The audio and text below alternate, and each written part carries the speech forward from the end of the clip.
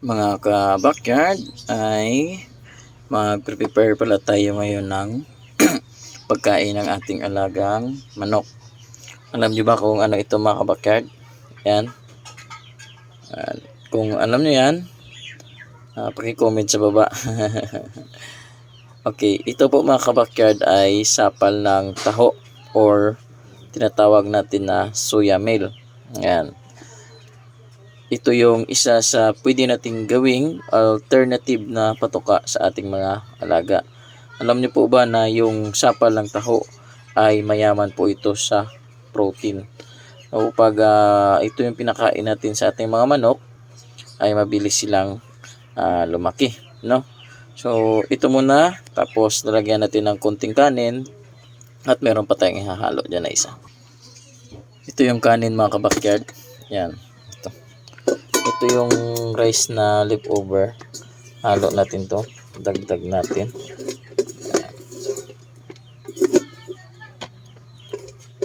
Ngayon kasi wala po akong gulay na nakuha sa palengke, no? Usually nilalagyan ko pa to ng gulay sa palengke. Ngayon wala. Kaya ito na lang muna. No? So, sapal ng taho at saka kanin at eto. Sa nakakaalam nito, ano kaya ito? No? Ito yung isa sa ihahalo natin dyan. Ito yung tinatawag natin na fermented feeds. So yung feeds natin na binibili ay ferment natin ng 48 hours. Kung makikita nyo yung puti na yan, yan yung tinatawag natin. Tawag pala dyan sa kulay puti na yan ay lactic acid. Yan po yung tawag dyan, lactic acid po. Ito yung kailangan natin para i-mix dito. Para sa ganon, yung ating mga alagang manok ay mabubus yung immune system at saka digestion. Yan. Yan, ordinaryong feeds lang yan. Ferment for 48 hours. Yan. Ito kasi, meron akong 4 na ganito na lalagyan na kulay green. O isang pakainan lang. At ang bango niya, mga ka-backyard, no? Yan. Sa akin kasi ngayon dito sa aking mga alagang manok ay hindi na po ako bumibili ng para sa oxidiosis at yung mga sakit pa sa digestive system ng ating mga manok, no?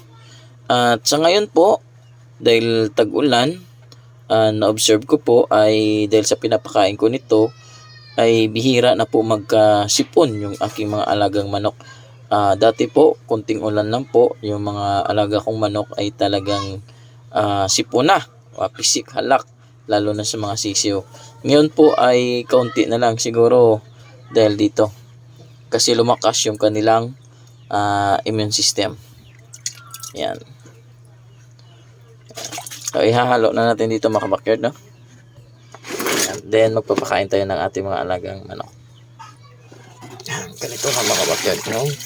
Paghalo yan. Yan.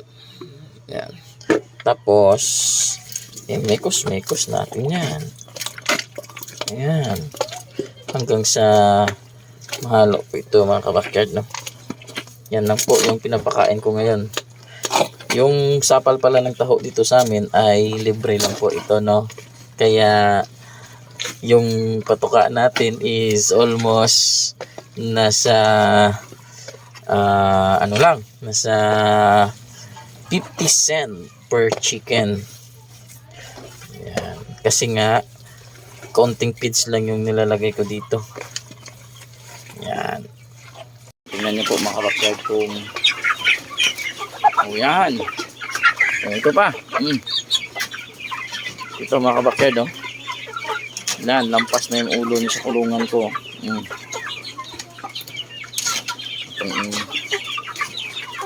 Sinasabi ko sa inyo, yan yung Madrid Agua nilagay ko kanina, ubos na. Ayan, oh. Ito tayo.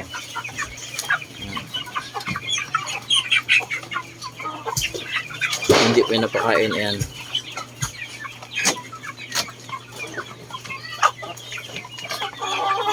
Okay, dito tayo.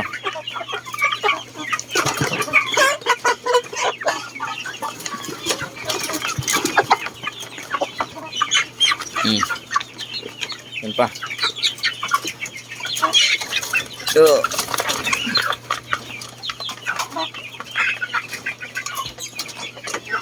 lagay natin. Yan.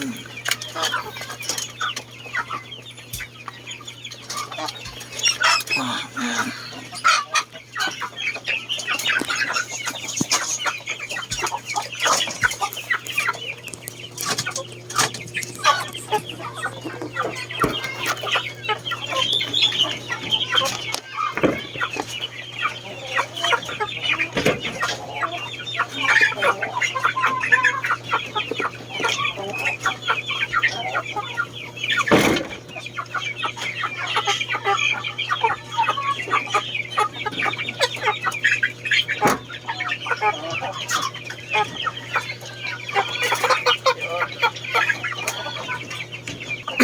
Oh, mga kabakyard, oh. Ubos na. Kunti na lang natira, oh. Naglit lang, ubos na. Oh, ito ba?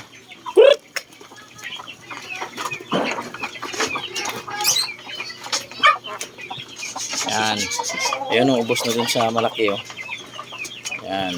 Tingnan mo yung tiyan, oh. Ayan, oh. Tingnan mo yung mga tiyan, oh. Ayan. Kaya tataba talaga yung manok mo sa yan. Tingnan mo yung mga mukha nila, oh. Oh, yun, oh. Oh, oh. Ganyan kalakas kumain yung ating mga manok. Okay. Pati yung mga sisyo ko na 1 month old. Yan din yung pinapakain ko. Ayan. Fermented feeds. Yan. Tingnan mo yung mga katawan nila ang lulusog.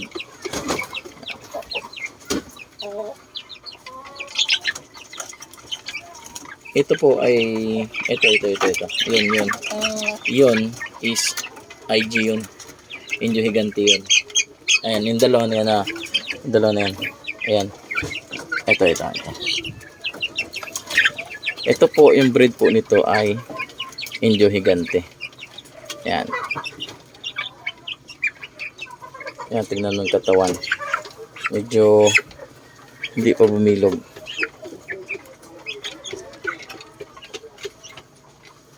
Pati sisiw, ito yung pinapakain ko.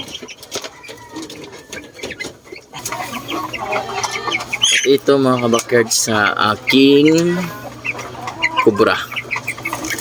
Kubra na asel. Tapos yung tatay ay Indio Gigante. Ayan. Indio Gigante yung tatay nito. Yung nanay ay Asel Cobra. Ito. Malapit ang maubos. Ito ubos. Ito wala pa. Ayan, ubos na. Oh, parang ano. Ito. Ayan. Ubos na rin. Ito. Ayan, ubos na rin. Ubos na rin. 5 piraso pala dito ay ito yung mga kabakyard. Ito pala yung mga project ko na meat type, no. Mga meat type po ito, hindi po ito pang laban na mga manok, no. Sila ito. Yan, sila yan ito. So ito, pwede na itong katayin. Ito, nagre-range na ito ng 1 kilo mahigit. Ito, maabot na ito ng 2 kilos. Sa loob lamang ng going to 4 months na ito eh. Ito, 3 months. Yan. At ito yung pinaka malaki ko dito na project. Yan, ito. Ito ay 6 months old na siya. Yan. 6 months old, malaki na. Pwede na itong katayin. Oh, yan lang muna. Sa sunod natin na video, isasabihin ko kung anong materials yung ginamit ko dito. 3 crosses po ito.